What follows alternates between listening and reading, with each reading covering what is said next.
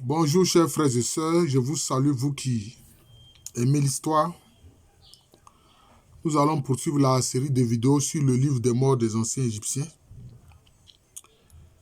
J'avoue que les chapitres qui suivent sont très difficiles à comprendre. Mais nous allons faire l'effort de les expliquer. Nous sommes maintenant au chapitre 113. Chapitre 113. Il est écrit « Formule pour connaître les âmes de Hiéracompolis par N, c'est-à-dire par l'Osiris N. Qu'ils disent, je connais le mystère d'Hiéracompolis, c'est-à-dire sans doute une localité de l'Égypte antique, mais auquel c'est le nom grec ici qui apparaît. Il s'agit d'Horus. Alors, ils ont mis ici, en note infrapaginale, il s'agit des deux mains d'Horus. Celle-ci avait été souillée par la sémence de Seth. Les rédactions postérieures évitent par discrétion de donner cette précision. Il s'agit de ce qu'a fait sa mère. Le fait de jeter à l'eau, tandis qu'elle disait, « Vous serez pour moi les deux retranchés de moi, les éloignés après avoir été brisés. » Bon. Moi, je pense que ce qui est dit ici, que la sémence de Seth a souillé les mains d'Horus. Parce que Horus, c'est le fils d'Osiris. Osiris qui est le frère de Seth, que Seth a tué et découpé son corps en différents morceaux. Mais est-ce que Horus est resté là pour que Seth vienne, je ne sais pas moi, peut-être se masturber et répandre sa sémence, c'est-à-dire son sperme, dans les mains d'Horus? Est-ce que c'est ce que cela veut dire? Je ne pense pas. Non. Mais Horus ne va pas rester là pour que Seth se masturbe et puis répande son sperme dans ses mains. Non. Il faut comprendre une chose. Seth est le frère d'Osiris. Osiris est le père d'Horus. En Afrique, le frère de ton père, c'est aussi ton père. Je reprends. En Afrique, le frère de ton père est aussi ton père. Il n'est pas ton oncle comme disent les Indo-Européens là, non. Il est ton père aussi. Et c'est ce qu'on voit ici concernant l'Égypte antique. Donc, en réalité, qu'est-ce que Seth a fait? Seth n'est pas venu répandre son sperme dans les mains d'Horus, non. En fait, il a usé d'une méthode spirituelle négative. Qu'est-ce qu'il a fait? Il a simplement proclamé que lui étant le frère d'Osiris et que Osiris étant le père d'Horus, donc Horus aussi est son fils. Horus est son fils.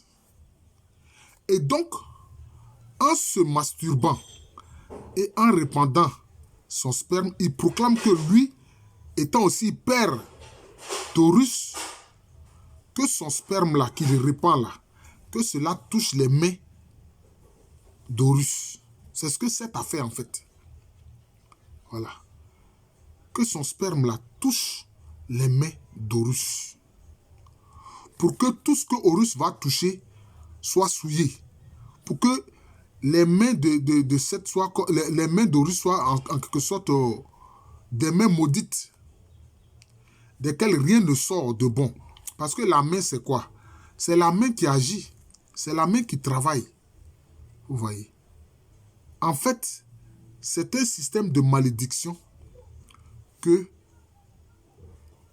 Seth a utilisé contre Horus, qui est le fils de son frère. Donc, il a proclamé que donc, Horus étant le fils de son frère Osiris, donc, c'est que Horus est aussi son fils. Et c'est ainsi qu'il a fait cela. Mais en fait, il a pu prendre des objets où il a pu faire confectionner avec de l'argile des mains. Et il a proclamé que ces mains, ou bien même il peut simplement les faire dessiner. Et proclamer que ces mains-là, ce sont les mains d'Horus. Et puis maintenant, répandre sa sémence là-dessus en disant que ce dernier est son fils.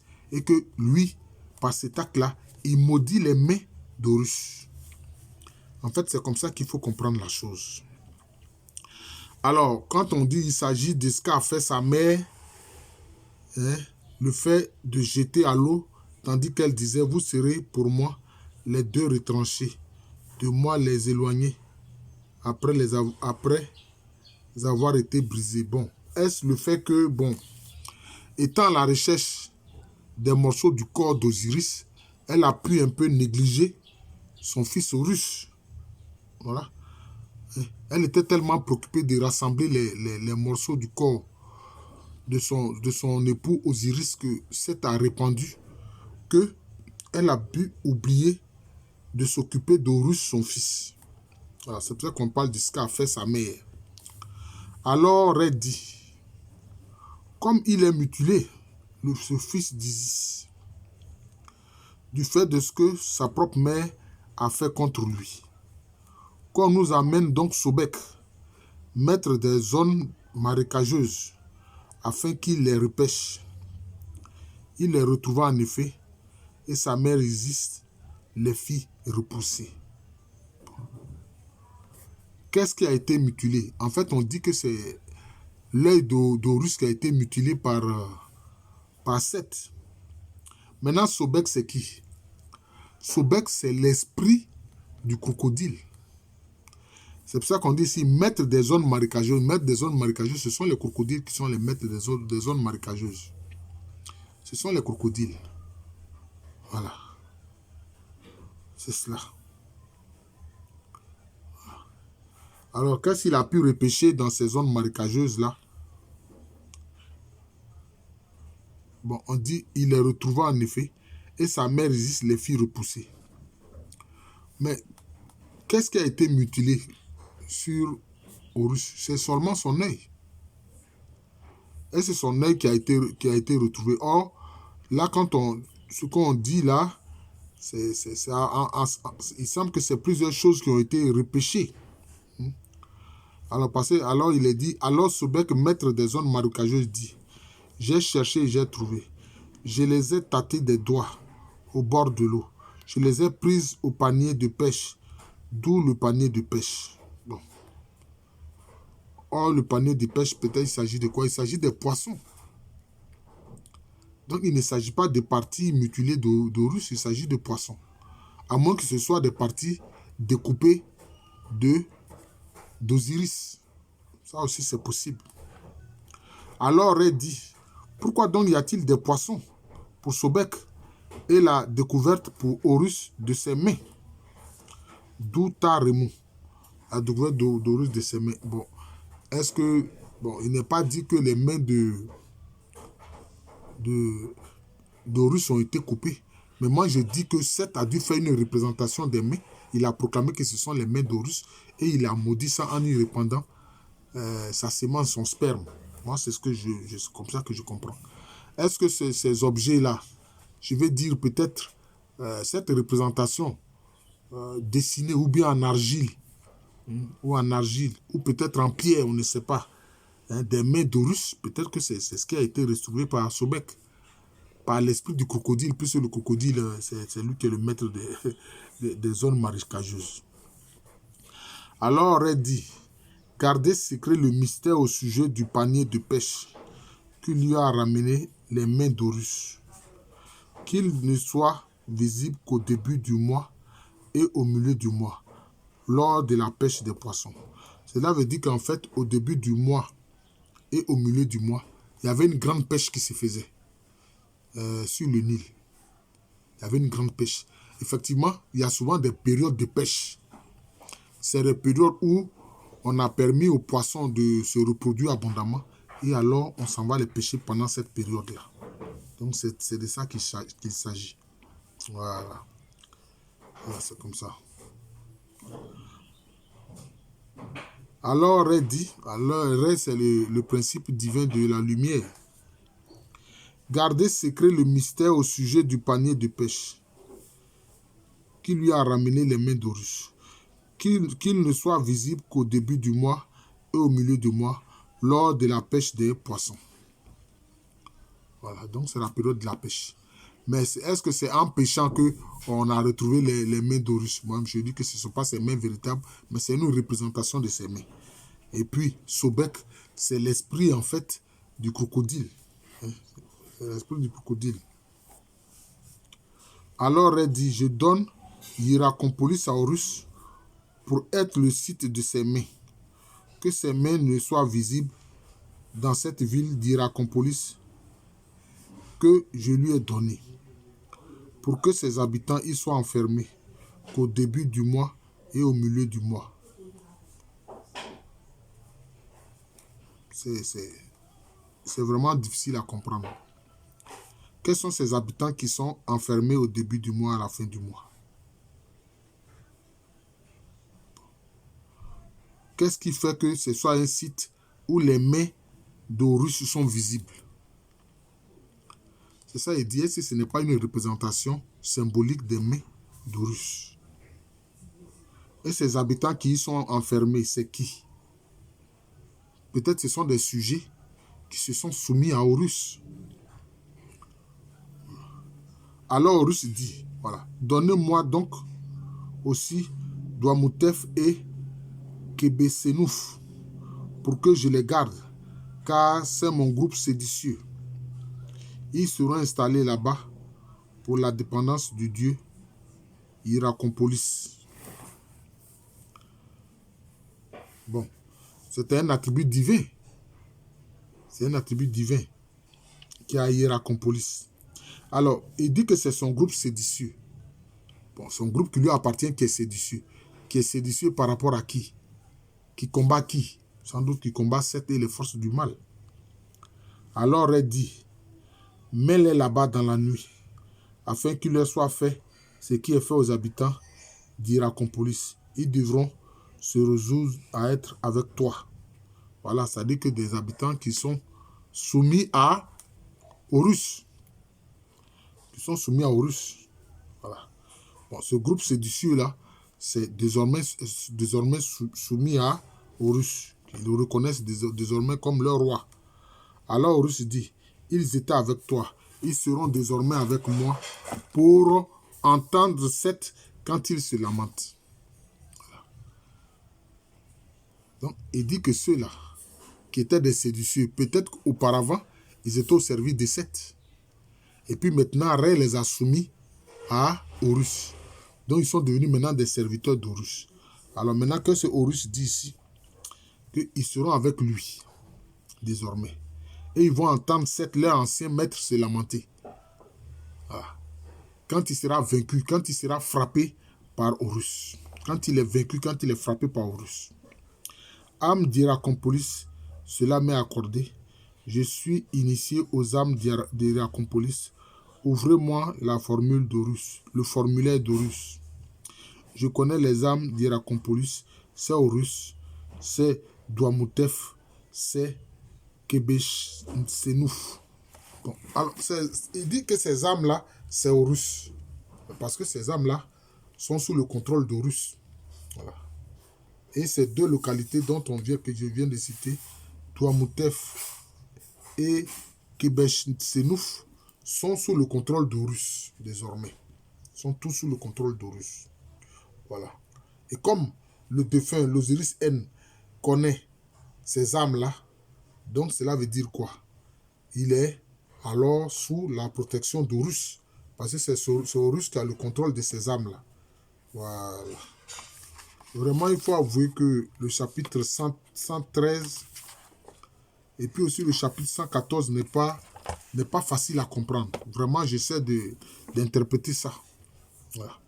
Selon ma compréhension.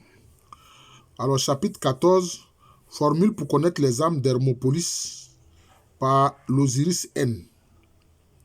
La plume était enfoncée. Alors, en note infrapaginale, il est mis le sens du verbe est péchu, enfoncé dans, écrasé dans. Bon, selon CT qui nous donne comme verbe TWN, dont le déterminatif évoque plutôt l'animal tirant sur la corde qui entrave sa patte, une vare, et signifie tirer. La construction du verbe avec la préposition M ou HNT semble indiquer l'origine. Bon, la plume était enfoncée dans l'épaule. La couronne rouge brillait. La plume était enfoncée dans l'épaule. Mais la plume, ça sert à quoi? C'est sans doute la plume d'un oiseau. Mais la plume, je pense que ça sert à écrire. Est-ce qu'il n'est pas question ici de la plume qui sert à écrire? Et puis on dit dans l'épaule. Dans l'épaule. La couronne rouge brillait dans Medjat. Le locum de l'œil était causé par celui qui le recherchait. Bon, la couronne rouge. Moi, je l'ai dit. En fait, c'est un des éléments des deux principes, des deux courants qui circulent en l'homme. La couronne rouge renvoie en fait au sang. Ça renvoie simplement au sang. Ça renvoie au sang. Ça renvoie au sang. Voilà, d'ailleurs, même ils ont mis ici en note infrapaginale, sans doute au sens de répandait son éclat, saignait, son éclat saignait. Donc, saigner, ça veut dire que c'est lié au sang. C'est ce que je disais. La couronne rouge brillait dans Medjat. Le leucome. Bon, le leucome, c'est lié justement au blanc. Le leucome de l'œil, c'est-à-dire le blanc. Le blanc, le principe de l'élément, le second principe, des deux principes qui coulent en l'homme, le blanc, ben c'est ce que vous savez. Ce sont les larmes, les morts, la salive, le sperme, le lait maternel, etc. Voilà. Était causé par celui qui le recherchait. Bon, celui qui le recherchait, ils ont dit quoi? Ils ont dit que c'est Seth. Bon. Il recherchait quoi? Seth, en fait, voulait dominer. Mais seulement, lui, il veut dominer par des moyens négatifs. C'est de ça qu'il s'agit. Alors, il est écrit, je suis initié là-dessus et je connais celui qui l'a amené de Uzaï. Mais je ne les ai pas dit aux hommes. Je ne l'ai pas répété aux dieux. Bon. Alors là, ici, l'Osiris N, c'est-à-dire le défunt, dit que lui, il est initié. Et il dit, il connaît celui qui l'a amené. C'est-à-dire les deux principes, les deux courants qui circulent en homme. Il dit, il ne l'a pas dit aux hommes et puis il ne l'a pas répété aux divinités. C'est-à-dire que là, c'est comme s'il a gardé ça pour lui-même. Cette connaissance, il a gardé pour lui-même. Les deux courants qui circulent en l'homme, le rouge et le blanc. Rouge pour le sang, blanc pour tout ce qui est lié en fait à l'eau, les larmes, les morts, la salive, etc. Je suis venu avec un message de Ré pour remettre en place la plume dans l'épaule, pour que la couronne rouge brille dans Medjat et pour assigner l'œil à celui qui le compte. Bon, celui qui le compte, ils ont mis quoi ici? Tot. Tot chargé de reconstituer l'œil, mais mis en morceaux par Seth. Bon, c'est ça. Il est dit que vraiment Seth a endommagé l'œil d'Horus, mais qui devient en sorte, quelque sorte, une sorte de l'œil de la providence. L'œil de la providence. Vous savez, cette œil de la providence, c'est que notamment les francs-maçons en ont fait. Voilà. Voilà, donc, la plume dans l'épaule, je me pose une question. Comment est-ce que la plume peut être dans l'épaule? Mais parce que c'est avec l'épaule, la main, les bras, qu'on peut utiliser la plume, qu'on peut écrire. Moi, c'est ce que je comprends. C'est la plume dont on peut se servir avec tout ce qui est lié à l'épaule, à la main, au bras, etc. pour pouvoir écrire. C'est tout. Hein? Voilà. Et Thoth ou Djéouti, c'est le principe de la parole, l'attribut divin de la parole, c'est tout. Je suis venu en puissance du fait de ma connaissance des âmes d'Hermopolis. Vous qui aimez celui qui sait, aimez-moi. Je sais que la plume a repoussé, que c'est assombri, que c'est dénombré. Je me réjouis du compte de ce qui est à compter. Bon. Alors, il dit quoi? Que lui, il vient en étant puissant. Parce qu'il a une connaissance des âmes d'Hermopolis. Bon, Hermopolis, c'est bon. Le mot Hermopolis, on voit déjà Hermès. Donc, c'est là est lié un peu peut-être à un lieu où peut-être le culte de Thoth ou Djéouti est beaucoup pratiqué. Voilà. Et il dit qu'il sait que la plume a repoussé, que c'est assombri, que c'est dénombré. Je me réjouis du compte de ce qui est à compter. Bon, ce qui est à compter,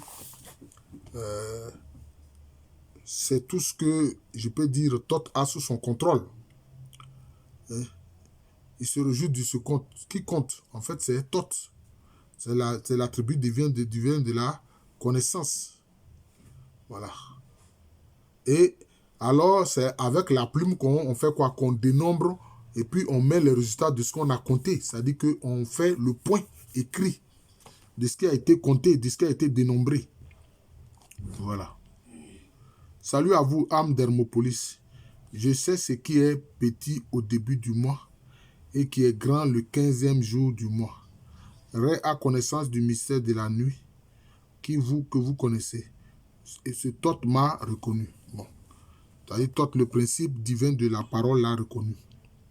Et puis ce qui concerne le début du mois et qui est grand le 15 du mois, bon, en fait, ce sont les lunaisons. Mais de ces lunaisons aussi, et par rapport à ces jours, la pêche peut être importante ou moins importante. Voilà, la pêche peut être importante et moins importante. Et tout ce qu'on aura pêché, cela est dénombré. Cela est fait, il y a comme une sorte de comptabilité qui est établie. Voilà, une sorte de comptabilité qui est établie. C'est de ça qu'il s'agit. Salut à vous, âmes d'Hermopolis, étant donné que je vous connais chaque jour. Bon, donc, il connaît les âmes d'Hermopolis qui sont sous, je peux dire, la gouvernance de Thoth, le principe, ou Djéouti, le principe divin de la parole. Alors, je vous remercie. Je viens de faire le commentaire ici du chapitre 113 et du chapitre 114. J'avoue que vraiment, ce n'est pas facile. Mais j'ai fait l'effort quand même de commenter et d'interpréter. Je suis le professeur Alou Kwame René, professeur titulaire d'histoire à l'université Félix Houphouët-Boigny, université qui est à Abidjan, c'est à Cocody. C'est en Côte d'Ivoire, un pays situé en Afrique de l'Ouest.